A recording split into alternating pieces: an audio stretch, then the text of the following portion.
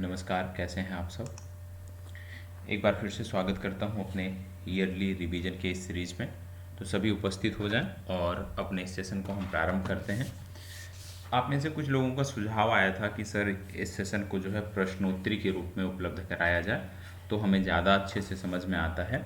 तो उसके लिए मैं सिर्फ इतना कहूँगा कि मैं वीकली स्तर पे, जैसे इस बार आ रहा है शनिवार आ रहा है, तो शनिवार को हम सप्ताह भर में जितना भी हमने रिवाइज किया है उसको हम प्रश्नों के रूप में देख लेंगे।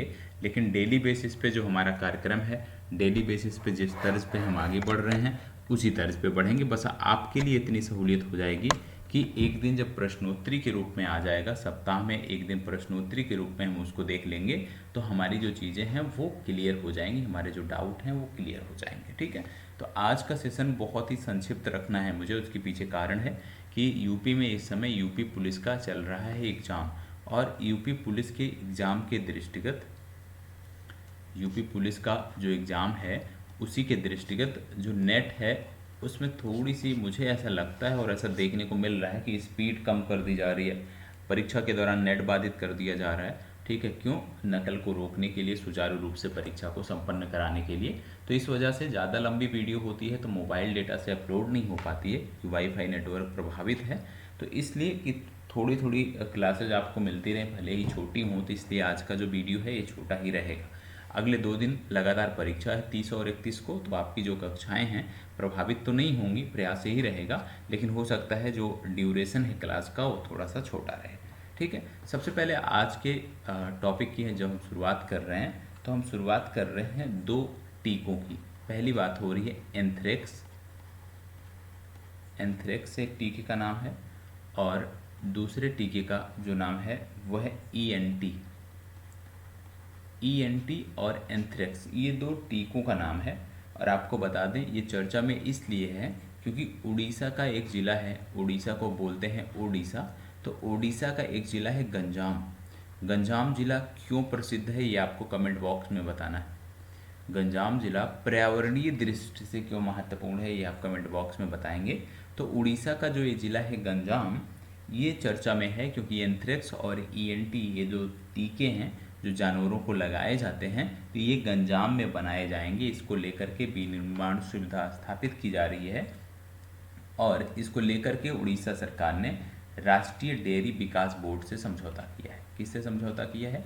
राष्ट्रीय डेयरी विकास बोर्ड। तो उड़ीसा सरकार ने राष्ट्रीय डेयरी विकास बोर्ड से इसको लेकर के समझौता किया है, ये आपको याद रखने की ज़रूरत है।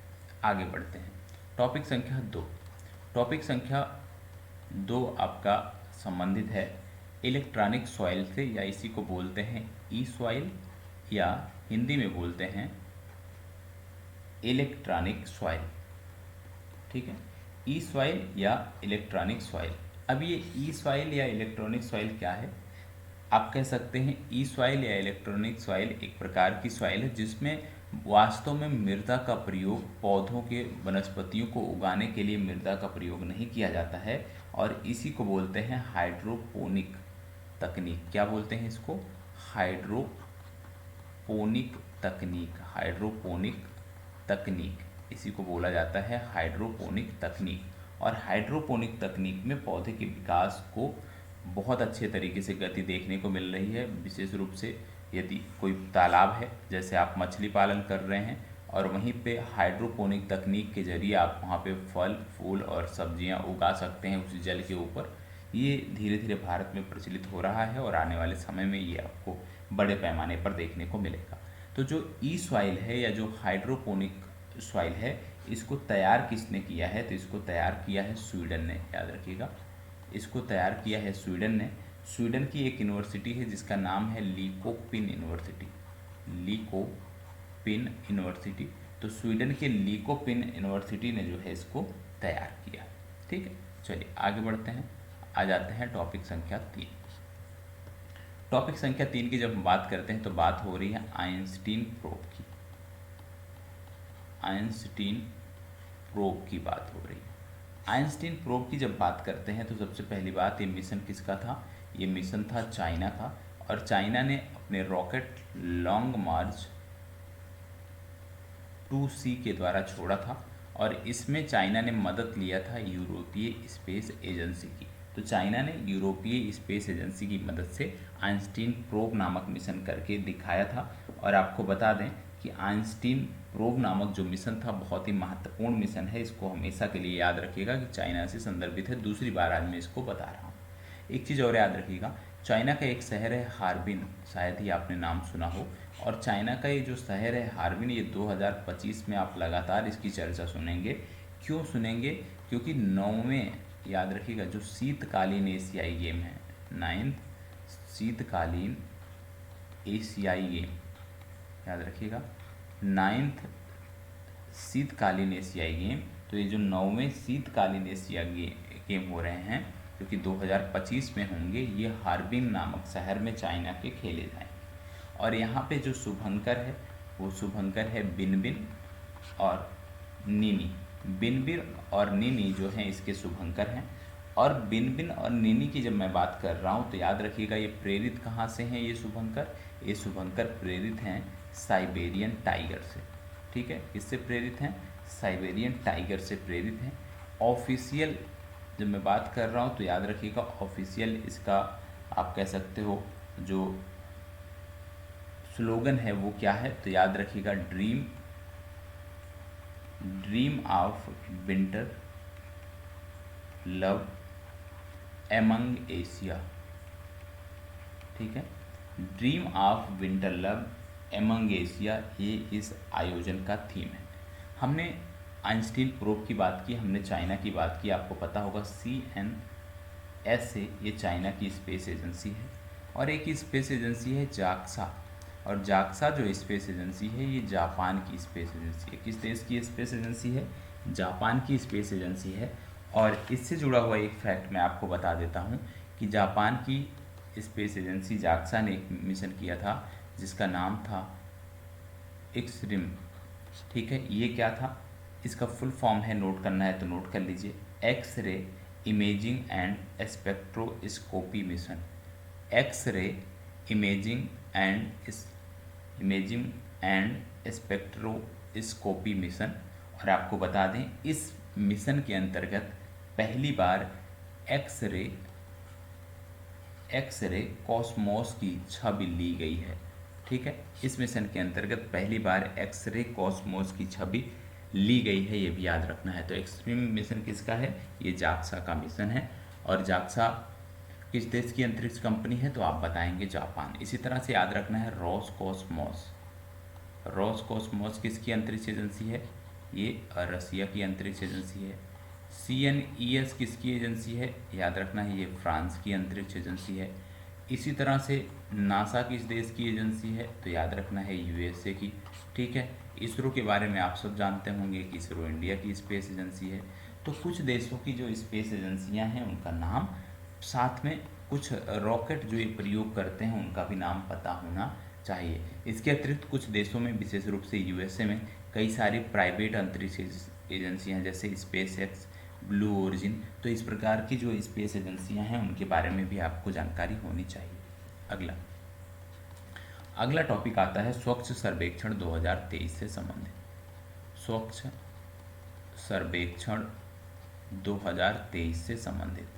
स्वच्छ सर्वेक्षण 2023 की जब हम बात करते हैं तो सबसे पहला स्वच्छ शहर की यदि हम बात करें कि स्वच्छ शहर, सबसे स्वच्छ शहर कौन सा रहा, तो सबसे स्वच्छ शहर इस बार रहा इंदौर। और साथ में ही पहले ही स्थान पे सूरत भी था। तो सूरत और इंदौर को पहली रैंक मिली थी स्वच्छ शहरों की कैटेगरी में। याद रखना है ये 1 लाख से अधिक आबादी वाले शहर हैं। यदि 1 लाख से कम आबादी वाले स्वच्छ शहरों की बात करें तो इसमें आता है सासवद। और सासवद जो शहर है ये है महाराष्ट्र। तो 1 लाख से कम कैटेगरी में सासवद महाराष्ट्र का टॉप पे था, और 1 लाख से अधिक कैटेगरी में इंदौर और सूरत आते हैं। फिर इसके बाद आती है स्वच्छ छावनी। सबसे स्वच्छ छावनी कौन सी रही? तो आप बताओगे महू छावनी। ठीक है, महू कैंट छावनी ये सबसे स्वच्छ छावनी रही है। यदि पूछ लिया जाए कि गंगा के किनारे स्थित सबसे स्वच्छ शहर कौन सा रहा, तो आप बताओगे वाराणसी।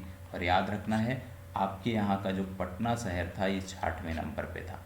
ठीक, फिर आगे बढ़ते हैं। बात आती है सर्वश्रेष्ठ प्रदर्शन करने वाले राज्य।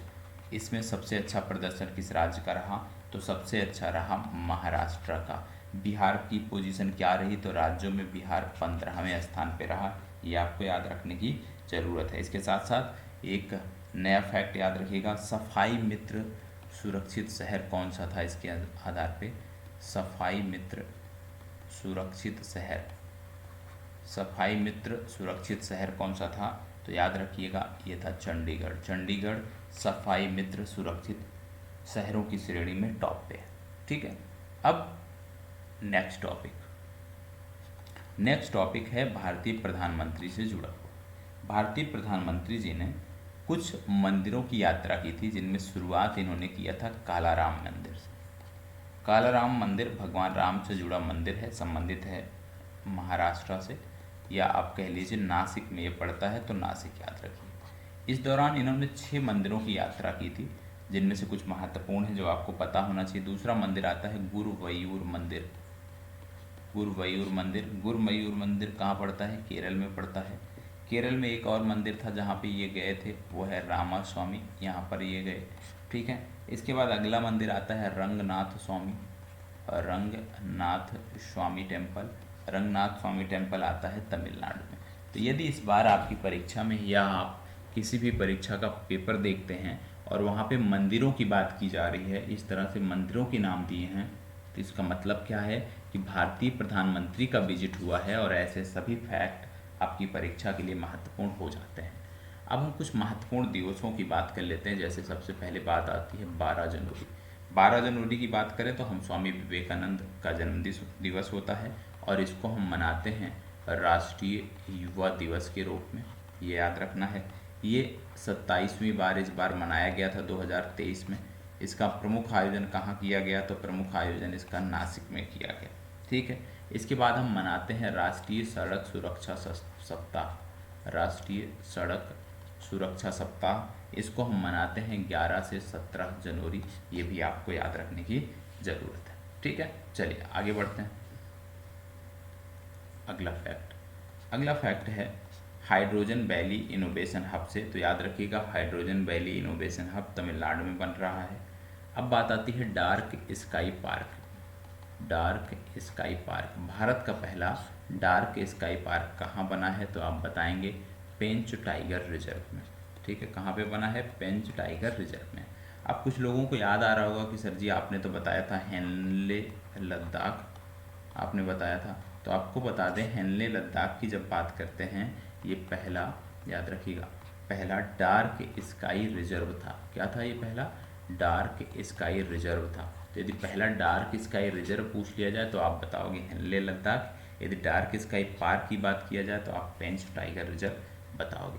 अब बात आती है कुछ किताबों के बारे में। तो पहला किताब है एन अनकॉमन लव।